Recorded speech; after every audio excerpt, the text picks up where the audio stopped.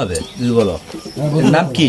এটা কি তিতবাহর আর পাইকার ফুল, মানে তিতবাহর আর পেঁপের ফুল। এটা কি করা হবে? এটা রান্না করবো মাছ দিয়া। মাছ দিয়া? কি মাছ? ইয়া সরপতি।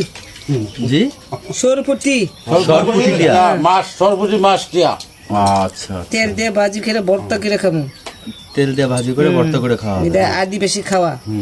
এতে কি কি আছে? এনে পাইকার ফুল আমি খেয়েছি দেড় ইয়ে ঠিক করতেছি। হ্যাঁ আর কি? তিতবাহর পাতা, ডায়াবেটিস। কি কি উপকারে আসবে এটা? এটা ডায়াবেটিস গ্যাস্ট্রিকের নিকে ভালো। আচ্ছা এটা কিভাবে রান্না করা হবে? এটা মাছ দিয়া তেল দিয়ে ভাজি করবো। আচ্ছা আচ্ছা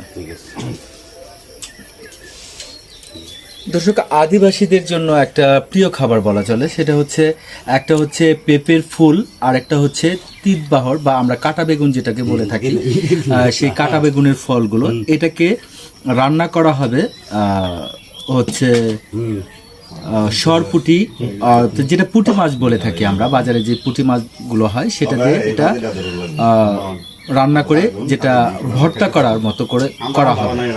তো এই খাবারটা খেলে কি কি উপকার হয়, কি কি কাজে আসে, সেই ব্যাপারে আমরা একটু দিদির কাছে জানব। দিদি, এই খাবারটা খেলে কি কি উপকারে আসে? জন্ডিস উপকার হয়, ডায়াবেটিস ভালো হয়, পেট ব্যথা ভালো পেট ব্যথা হয়, গ্যাসও ভালো হয়। আচ্ছা, এটা কি নিয়মিত খাওয়া হয়? নিয়ম সপ্তাহে একবার খেলে হয়।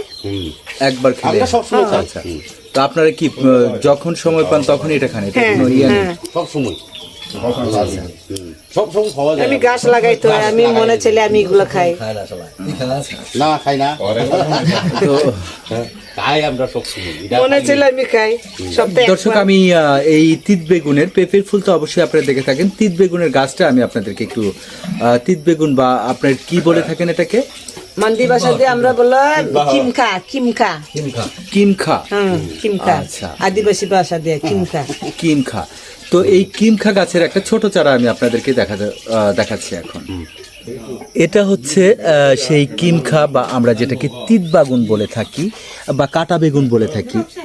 এই হচ্ছে সেই গাছ। এই গাছের ফলটাকেই দিদি খুব সুন্দর করে